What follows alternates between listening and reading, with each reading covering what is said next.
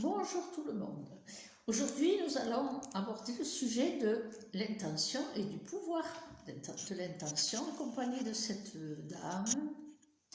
La photo, c'est peut-être pas terrible parce que la tablette s'est mise à ralentir, donc je n'ai pas pu terminer la vidéo. C'est pour ça que je la reprends avec mon appareil photo dont la qualité n'est pas extraordinaire. Bien, nous allons parler de l'intention, du pouvoir de l'intention. La vibration, telle que c'est pour moi, hein, il y a plein peut-être de perceptions différentes, moi je ne peux que partager celle que j'ai compris et vu s'exprimer tout au long de mon chemin, sur le chemin de la lumière. Alors, la vibration de l'intention, pour moi, c'est la résonance dans le plan corps, âme, esprit. C'est un état vibratoire qui implique un lâcher-prise et un détachement, et surtout un lâcher-prise où le désir a peu de place. L'intention dans ce plan-là me paraît être l'expression d'un état de sérénité et de détachement et non pas un but à atteindre. Je vais vous donner un exemple tout simple qui va vous faire comprendre un petit peu beaucoup de choses par rapport à ce que j'essaie d'exprimer. Parce que le sujet pour moi est simple à vivre et difficile à exprimer. Donc, c'est l'histoire de l'appareil photo. C'est-à-dire, je regardais la télévision et je voyais des beaux paysages et je m'entendais dire « Oh, que c'est beau, si j'avais un appareil photo, je le photographierais. » Mais je ne me rendais pas compte que je disais ça souvent. Et un jour, mon fils me dit « Mais maman, achète-toi un appareil photo. » Ah ben oui, c'est vrai. Je dis « Non, non. Je réalise que je le disais, mais... évidemment, j'aurais pu aller m'acheter un appareil photo, mais ça ne venait pas, c'était pas ça, je disais ça, en fait, je le vibrais. Le temps a passé, et puis un jour, je montais pour aller à mon bureau, et imaginez une rue en pente, moi j'étais sur le trottoir de droite, et le bureau était sur le trottoir de gauche dans un immeuble, il y avait un autre petit immeuble et un jardin public juste avant. Donc j'arrive au niveau de l'entrée de mon immeuble et tout d'un coup, à ce moment-là, je sens une énergie qui m'attire en arrière et je regarde le trottoir opposé et vers plus bas que l'endroit où j'étais et là, je traverse et je ne sais pas trop qu'est-ce qui m'attire parce qu'il n'y a personne. Il n'y a rien, il n'y a pas de mouvement. Et là, tout d'un coup, je réalise que c'est un objet avec l'impression que lui et moi, on se regarde. C'est très amusant. Et là, je vais tout droit, et presque, je crois que j'ai dit, mais tu es là. C'était un appareil photo, un Kodak. Et pour moi, eh ben, c'était la réponse. Voilà. Vous me direz, j'aurais pu l'amener au commissariat, mais pour moi, c'était la réponse. Hein. La vie me donnait l'appareil photo. Je l'ai fait tomber, la dame, c'est pas grave. Eh bien, ce qui est intéressant, c'est le fait d'avoir ressenti cette énergie émettrice depuis cet objet qui, normalement, n'est pas très animé pour me raconter, me dire hey, « oh, tu es là, je suis là ». Donc, vous voyez que ça, c'est intéressant. C'est-à-dire, la réponse est vibratoire. Et en fait, j'ai traversé pour aller le trouver. Je ne l'ai pas trouvé en passant devant. J'étais au trottoir opposé, j'étais beaucoup plus haut et l'énergie m'a attiré. Donc, voilà, c'est de cette réponse vibratoire pour vous faire comprendre le plan de l'intention que je voulais vous parler. Pour moi, le plan, l'intention dans le sens du pouvoir de l'intention, c'est le pouvoir qui est lié à la source en tant que pouvoir créatif. Pour moi, c'est cela, le plan d'intention. Voyez-le comme un réservoir constamment actif, hein, un réservoir d'énergie constamment actif, et c'est pour ça que la notion de pouvoir d'intention est liée à l'action. C'est-à-dire, il y a ce réservoir d'énergie et on s'y connecte et un mouvement se crée. Eh bien, l'action est en résonance de cette énergie car il s'agit d'un plan vibratoire de l'intention dans le plan universel. Pour moi, l'intention véritable je désire, je veux l'intention véritable, la vibration. Hein, c'est un souhait d'amour qui ouvre des champs d'action en réponse dans les champs des possibles. L'intention est un pouvoir qui est lié au pouvoir créatif, qui lui-même est lié à l'esprit qui anime. Et c'est dans ce plan supérieur que je voudrais vous amener, au niveau de l'expression de ce niveau, j'aime pas le mot, mais je ne sais pas trop quoi mettre, supérieur, qu'il faut aussi accepter et envisager que c'est lié, intimement lié à la soumission à la volonté divine, ou universelle, peu importe le mot, et bien, qui donne en finalité de l'expression de l'intention à soi, si Dieu le veut. Ce qui fait que si ce que vous avez comme souhait, qui entre dans le souhait, bien sûr, de ce pouvoir créatif, eh bien, si c'est bon pour vous, ben, si Dieu le veut, ça se fera, et c'est bien. Et si Dieu le veut, ça ne répond pas, c'est que ben, c'est pas dans votre plan, et c'est bien aussi. Vous voyez, parce que bien sûr, je ne parle pas de religion, je parle de principe universel. Hein. Vous voyez, le pouvoir de l'intention, vu comme cela, ça ne m'a pas semblé très proche tout à fait en résonance avec la loi d'attraction. L'intention n'est pas un but à atteindre, bien sûr, mais c'est un état de détachement, sérénité au but et d'être en résonance avec ce plan qui répond ou pas. Et à l'époque, je m'étais interpellée à cette loi d'attraction dont on me parlait. J'y voyais une certaine similitude, mais j'avais remarqué que pour certains, ça avait fonctionné, mais pour d'autres, ils se sont épuisés énergétiquement. J'en voyais pas le but de s'épuiser à être dans tout ce travail de rituel, de la loi d'attraction. Voilà, je trouvais ça fatigant en fait. Hein, bon, mais je ne me suis pas très intéressée, si ce n'est qu'il me semble avoir compris qu'elle mettait en lumière un petit peu la résonance entre nos pensées et notre réalité concrète.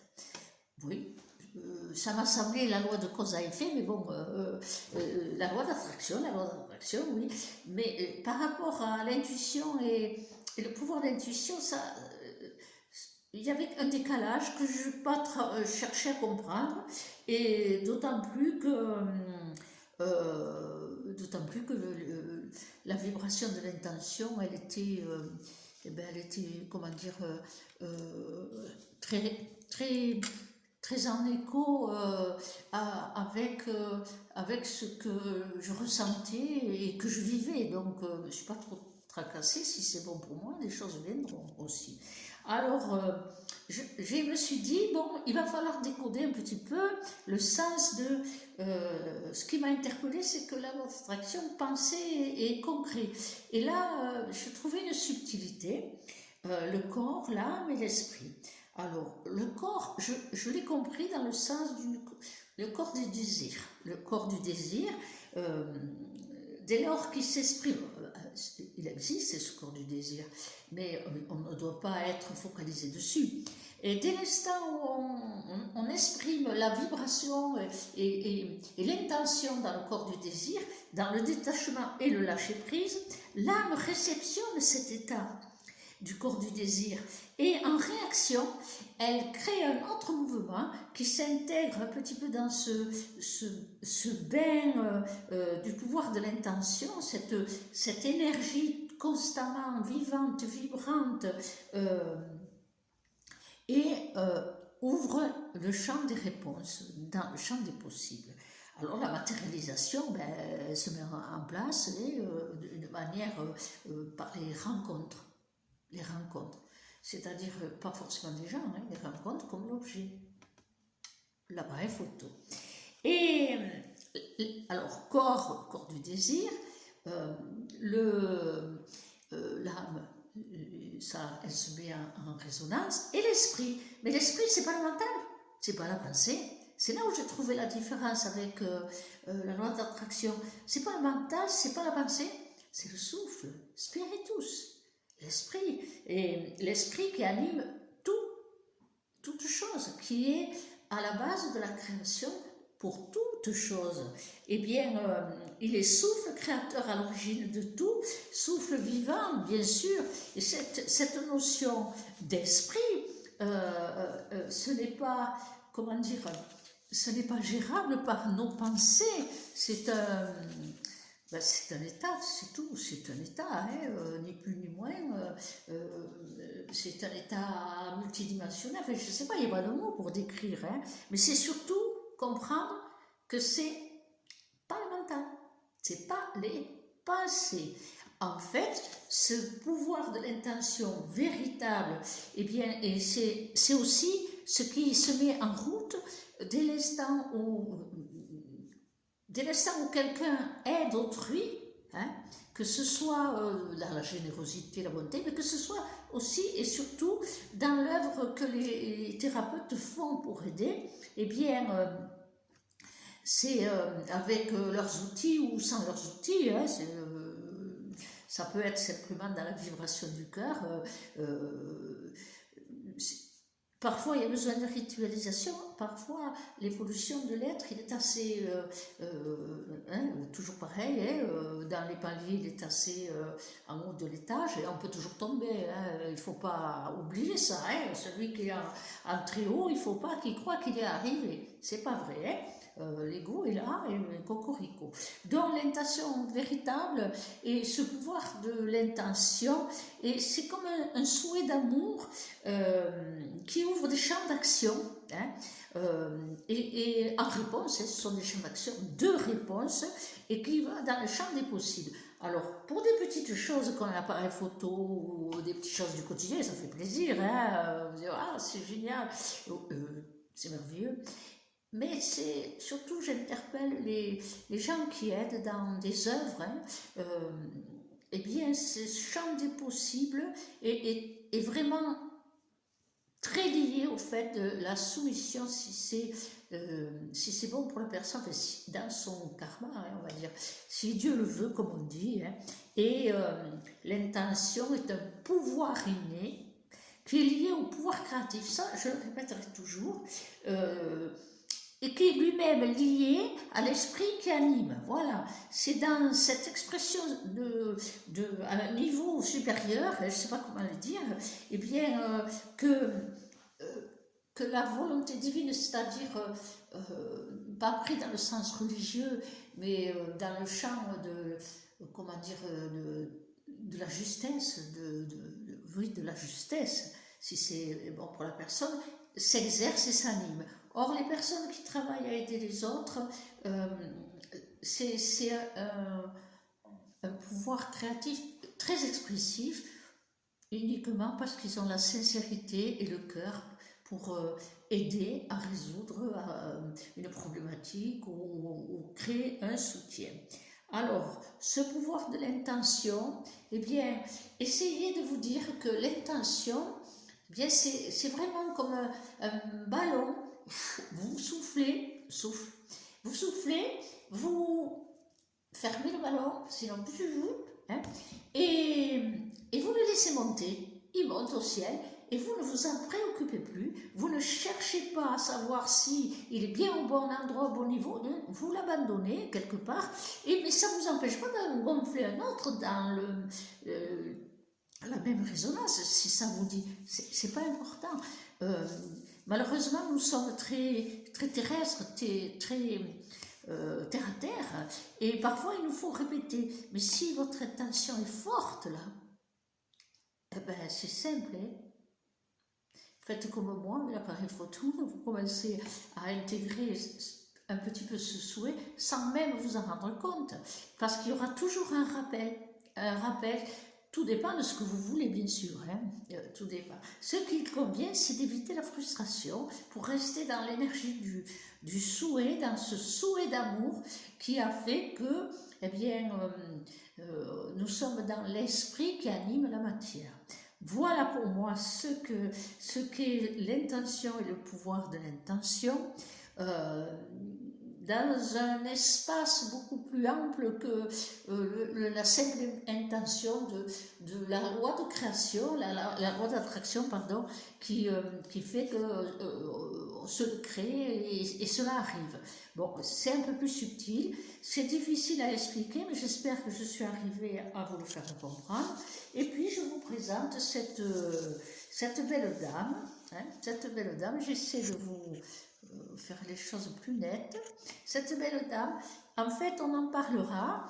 Il y aura des petits posts où je vous exprimerai un petit peu l'aventure de quand l'énergie a pris forme et qu'elle s'est posée sur des toiles. Alors, ceux qui me connaissent, ils connaissent les présences, hein, mais on fera des petits posts comme ça, parce que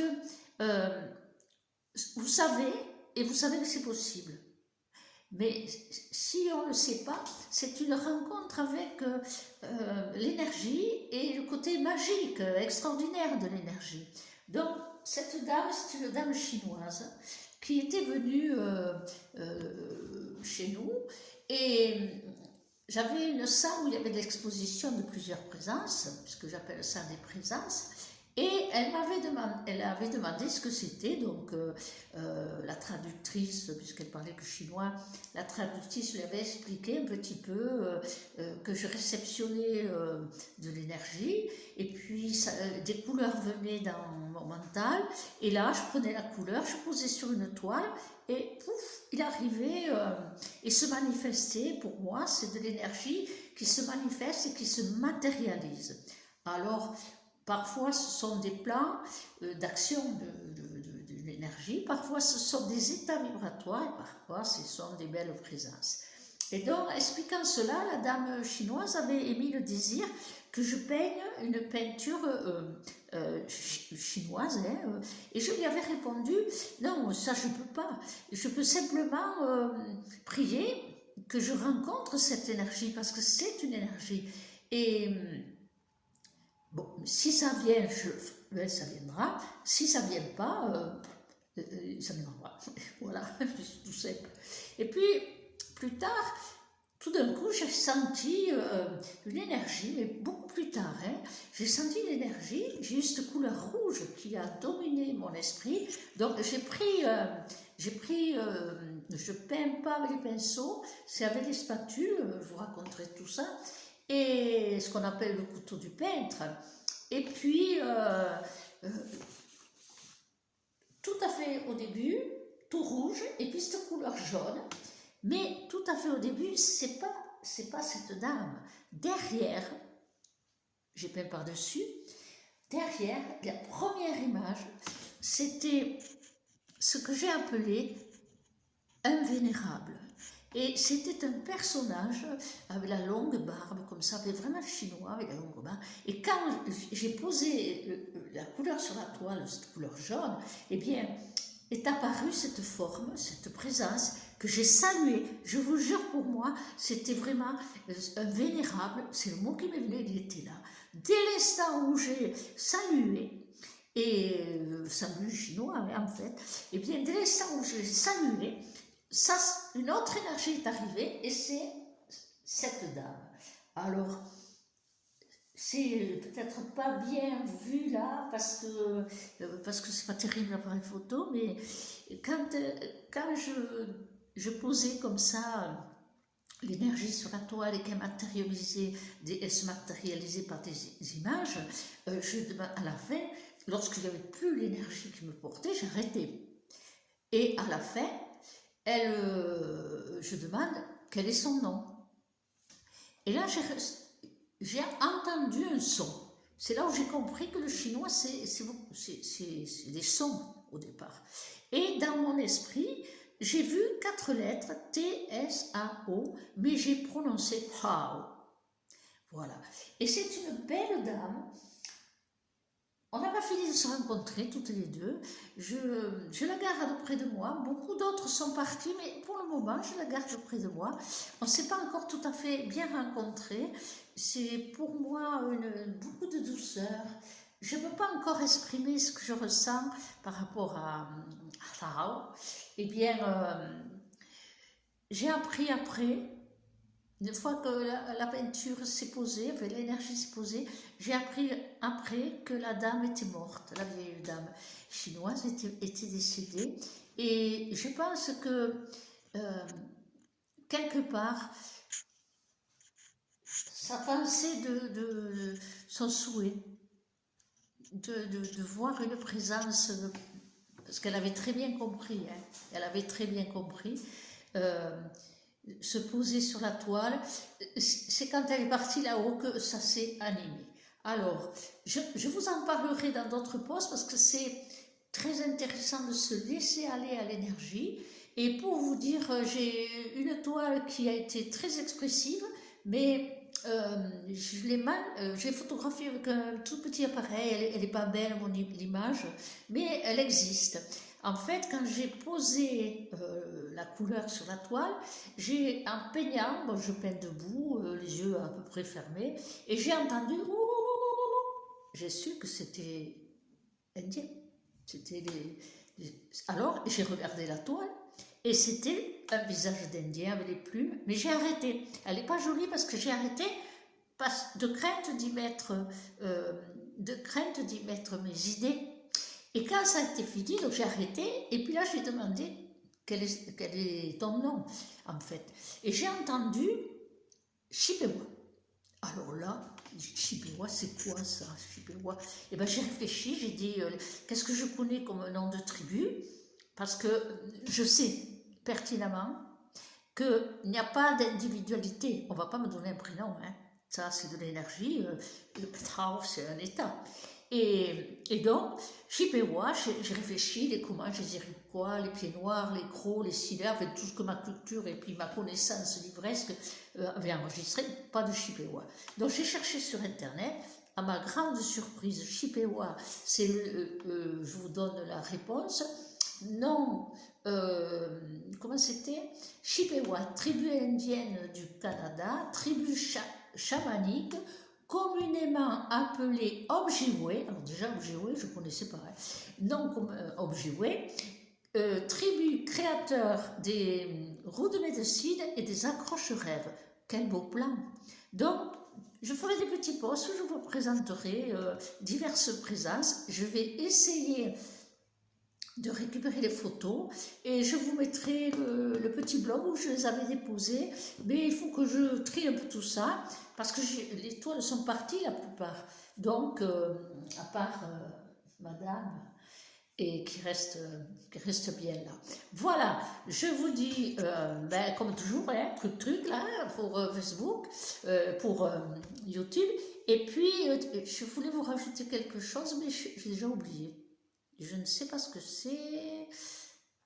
Oui, c'était vous demander si je ne suis pas trop longue, parce que pour m'arrêter, des fois, j'ai vu que les vidéos qui étaient souvent écoutées, elles étaient courtes, mais bon, je ne vois pas le but, il faut que je vous exprime les choses. Alors, si vous les trouvez un petit peu trop longues, demandez-moi de raccourcir, ça va être difficile. Ne me demandez pas de synthétiser, parce que je ne sais pas le faire, mais j'essaierai. Voilà, j'attends votre retour, et la prochaine vidéo, je ne sais pas encore, hein, peut-être je commencerai la petite série des présences, parce que c'est vraiment merveilleux, parce que nous rentrons dans le magique, hein, juste je pose de la couleur, hein, et la présence se manifeste. Voilà, bonne soirée, et à bientôt.